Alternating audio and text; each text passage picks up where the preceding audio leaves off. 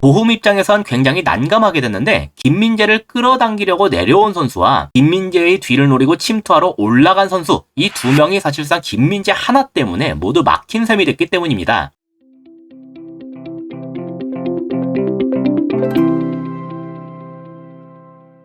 안녕하세요. 축구 보는 기자 축복입니다. 최근에 스카이 스포츠 해설자이자 AC밀란의 레전드 수비수인 코스타 쿠르타가 나폴리에서 김민재의 부재가 느껴지며 나폴리는 그를 그리워할 것이라는 말을 했는데요. 반대로 바이에른의 투엘 감독은 김민재를 지속적으로 선발로 내세우면서 더리우트와 우파메카노보다도 우선적인 옵션으로 쓰고 있습니다. 김민재에 대한 애정도 지속적으로 드러내고 있는 중이죠. 사실 김민재가 수비 상황에서 보여주는 모습이나 공격 시에 보여주는 패스 능력들을 보면 이러한 반응은 당연하다고도 볼 수가 있습니다. 그 중에서도 제가 가장 최근의 리그 경기인 보훔과의 경기에서 느꼈던 것은 김민재가 위험을 사전에 미리 읽고서 차단을 하는 능력이 매우 뛰어나다는 것이었어요. 예를 들어서 지금 상대가 이런 식으로 위치하고 중앙 미드필더가 볼을 잡고 있는 상황이라고 가정해보면 상대 입장에선 최전방에 있는 선수들한테 볼을 투입해야 되겠죠? 하지만 이대로면 거리가 너무 멉니다. 그래서 누군가 하나가 연결고리 역할을 하기 위해서 이렇게 순간적으로 내려가는 움직임을 취하곤 하는데요. 수비를 하는 입장에선 그 선수를 자유롭게 냅둘 수가 없기 때문에 마크맨 관계에 있는 선수가 이렇게 따라서 올라갈 수밖에 없어요. 하지만 이러면서 필연적으로 이 선수가 원래 담당하고 있던 공간이 비워지게 되는데 공격하는 입장에선 이러한 현상을 이용하기도 합니다. 내려가는 선수는 이렇게 센터백을 끌어당기는 미끼로만 활용하고 그 뒤를 파고드는 이 선수한테 한 번에 넘기는 식의 패턴을 노리는 거죠. 그런데 여기에서 김민재는 상대가 이런 식으로 줄 것을 미리 예상하고서 자신이 비운 뒷공간을 재빠르게 커버함으로써 이 패턴을 무산시키곤 했습니다. 그래서 마치 두 명을 혼자서 마크하는 듯한 느낌까지 줄 정도였어요. 지금은 상대 골키퍼가 볼을 잡고 있는 중인데요.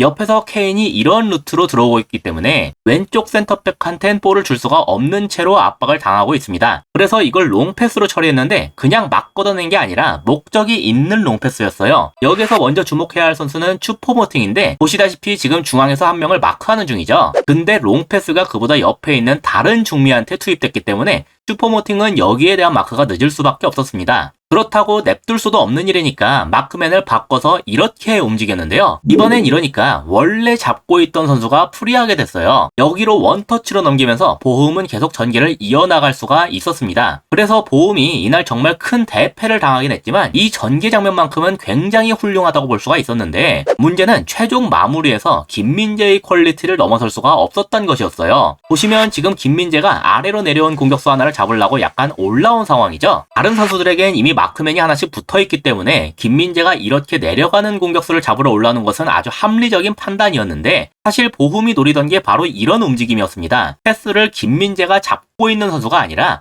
김민재가 비우고 올라온 공간으로 찌르더군요. 이걸로 노리는 게 무엇인지는 간단하죠. 김민재를 한 명이 미끼 역할로 끌어당기는 사이에 다른 선수 하나가 거길 노리고 침투를 한다는 건데요. 만약에 김민재가 끌려 나오질 않았다면 그냥 내려온 선수한테 넘기면 되는 일이니까 보훔 입장에선 어떻게 되어도 좋았습니다. 그래서 사실은 이건 이제 뒤에 있어서 지금 화면에는 보이지 않지만 더리우트가 커버를 해줄 수 있냐의 문제가 되는 게 자연스러운 건데 김민재가 워낙 빠르게 반응을 하면서 본인이 직접 이걸 끊어버렸어요. 보훔 입장에선 굉장히 난감하게 됐는데 김민재를 끌어당기려고 내려온 선수와 김민재의 뒤를 노리고 침투하러 올라간 선수, 이 두 명이 사실상 김민재 하나 때문에 모두 막힌 셈이 됐기 때문입니다. 김민재의 신체적인 능력도 능력이지만 패스의 투입 경로를 미리 읽어내는 능력이 정말 돋보이는 장면이었어요. 덕분에 보훔은 아주 깔끔한 전개를 보였음에도 공격에는 성공하지 못하게 됐죠. 이러한 김민재의 모습은 계속해서 나왔었는데요. 지금은 이런 식으로 볼이 투입되는 중이에요.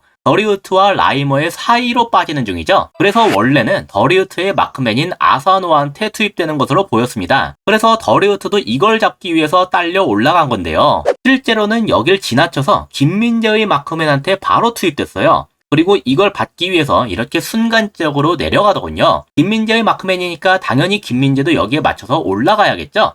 실제로 당장은 김민재도 그런 움직임을 취하려고 하고 있는데 여기에서 재밌는 일이 벌어집니다. 막상 볼이 투입되는 순간을 보면 김민재가 거리를 벌리고 뒤로 뛰기 시작했거든요. 그렇다면 왜 마크맨한테 볼이 투입되기까지 했는데 갑자기 마크를 풀고서 뒤로 뛰었냐? 이건 보훔이 이런 식으로 아사노한테 2대1 패스를 줄 걸 읽었기 때문이에요. 아까 더리우트가 아사노를 잡기 위해서 딸려 올라갔다고 말씀드렸죠? 그래서 아사노가 바로 그 더리우트의 뒷공간으로 침투하기 시작했습니다. 그리고 먼저 스타트를 끄는 이상 더리우트가 이걸 따라잡기는 아주 힘든 그림이었어요. 제대로 잡을 수 있는 건 위치상 그보다 뒤에 있는 김민재 뿐이었는데 그 김민재가 워낙 빠른 타이밍에 이걸 읽고서 뒤로 뛰었기 때문에 아사노보다 먼저 자리를 잡을 수가 있었습니다. 아사노가 자신의 마크맨인 더리우트보단 빠르게 침투할 수가 있었지만 김민재의 커버 때문에 볼을 받지를 못한 채 공격이 무산된 셈이죠. 상대가 슈팅을 차는 등의 위협적인 상황이 되기 전에 끊었기 때문에 이러한 장면이 하이라이트로 뽑혔을지는 모르겠습니다. 하지만 팀이 위기에 처하기 전에 미리 그 위험을 차단한다는 점에서